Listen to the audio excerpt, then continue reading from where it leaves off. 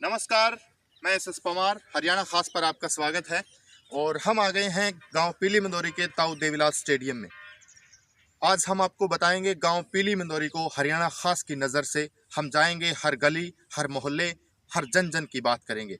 हमारे साथ गांव के ही एक बुद्धिजीवी सतबीर गोदारा है हमारे साथ। गोदारा साहब, स्वागत है हरियाणा खास पर आपका।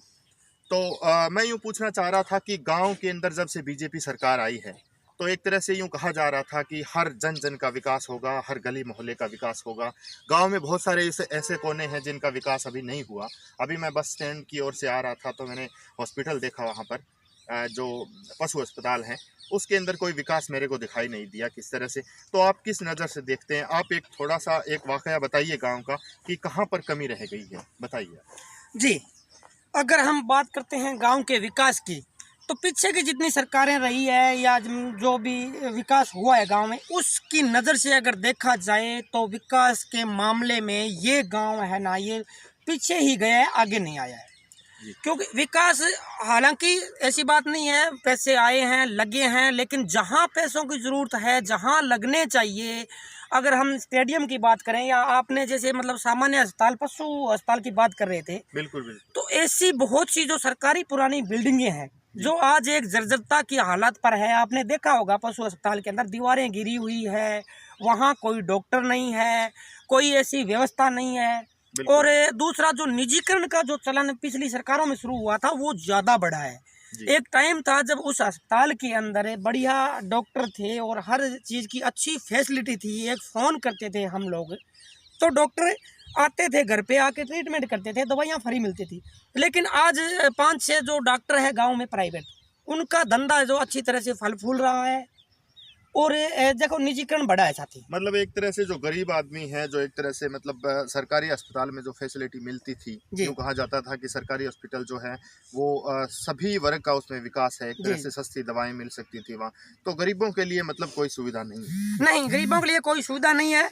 दूसरी, अगर हम बात करें, जिन्होंने एक चीज़ इस सरकार ने लेके ज़्यादा मेन मुद्दा उसको बनाया है, जो मतलब इंसानों को तो उन्होंने पछाड़ के एक पशु को आइडल स्थापित कर दिया है, गाय।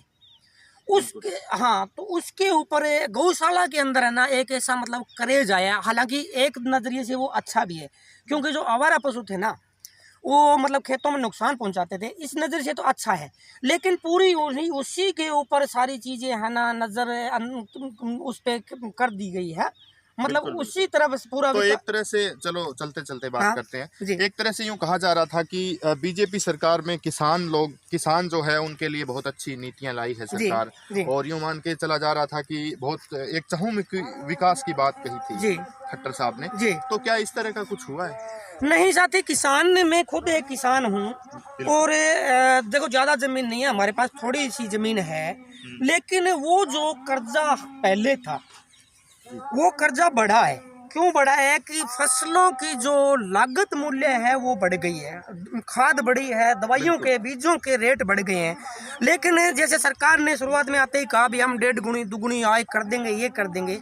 लेकिन अगर हम लागत मूल्य देखें तो वो लागत मूल्य भी अभी हमें पूरी तरह से नहीं मिल रहा। बिल्कुल बिल्कुल, एक तरह से किसान विरोधी नीतियां इस सरकार की, पूरी तरह से किसान विरोधी नीतियां हैं साथी। सरकार से कहीं ज्यादा यहाँ पर गांव मैं महत्वपूर्ण मान रहा हूँ। गांव का ये स्टेडियम है चौधरी देवीलाल स्टेडियम, इसकी मैं कैमरामैन से कहूँगा कि दिखाएं चारों तरफ से कि ये जो स्टेडियम है इसके अंदर आप क्या मानते हो कि किस तरह का विकास जो है वो हुआ है? कोई कमी इसके अंदर आपको नजर आ रही है? क्या आपको लगता है कि इसमें और सुधार होना चाहिए? जी बिल्कुल सुधार होना चाहिए। मतलब ये जो स्टेडियम है चौधरी देवीलाल स्टेडियम के नाम से ये जो स्टेडियम बना, तो एक बहुत अच्छी यहाँ पे सुधार थी, पूरी साफ सफाई थी। लेकिन आज आप देख सकते हो कि यहाँ पूरी तरह से घास उगी हुई है। लड़के मेहनत करते हैं लेकिन फिर घास उग जाती है।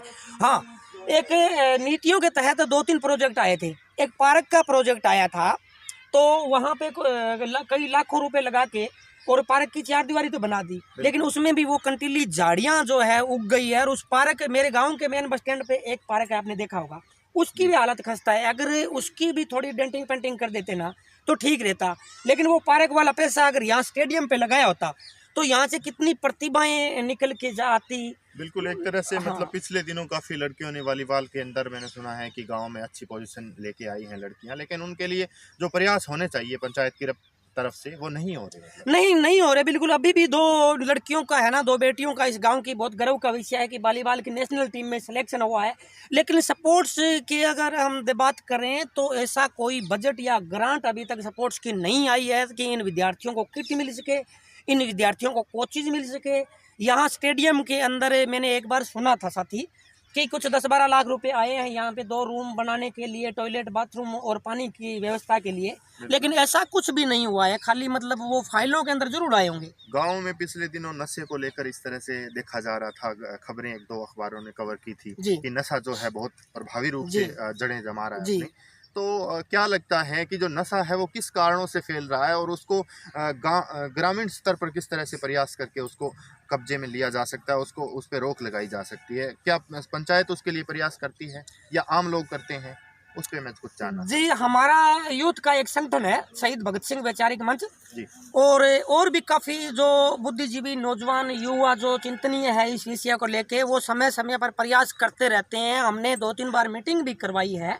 हालांकि पंचायत आई, लेकिन एक बार वो आने के बाद में अगुवाई नहीं करती है। और ये जो नशे की ये जो साजिश है, ये जो चिट्टा नशा है, वो साथी आप को अच्छी तरह से मालूम है कि ये विदेशी देशों से आता है। बिल्कुल। और ये कहाँ आता है, चाहे तो नेपाल बॉर्डर होके आता हो या दिल्ली से आता हो। तो मतलब ये एक ऐसी साजिश है जिसकी हम विदेशी एजेंसियों की कह सकते हैं, या हो सकता है कुछ सरकार के नुमाइंदे भी हो सकते हैं, कि हमारी जो यूथ है उसको कैसे भी करके मतलब एक गुमराह किया जाए, उसको एक नशे की दलदल में धकेला जाए, ताकि ये यूथ है जो मतलब ऊपर ना उठ सके। तो ये एक साजिश ही है। और हमें सपोर्ट भी नहीं मिल रहा सर, पुलिस प्रशासन का हमें सपोर्ट नहीं मिल रहा, पंचायत का सपोर्ट नहीं मिल रहा। हम लड़ रहे हैं उन ड्रग्स माफिया के खिलाफ, लेकिन उल्टे हमें ही धमकियां मिल रही है। बिल्कुल, पंचायत सहयोग नहीं कर रही। नहीं कर रही, बिल्कुल नहीं कर रही। बिल्कुल। तो ये थे सतवीर गोदारा, आप देख रहे हैं हरियाणा खास पर कि किस तरीके से मतलब गांव के अंदर जो नशे की वो जड़ें हैं वो गहरी फैल चुकी हैं। यहाँ की पंचायत जो है वो किसी तरह से युवाओं का साथ नहीं दे रही, और एक तरह से गांव का चौतरफा विकास की जो बात बीजेपी सरकार ने कही थी वो यहाँ पर देखी नहीं जा रही। हरियाणा खास पर मैं सतपाल सिंह फिर किसी मुद्दे को लेकर हाजिर होंगे, तब तक के लिए नमस्कार।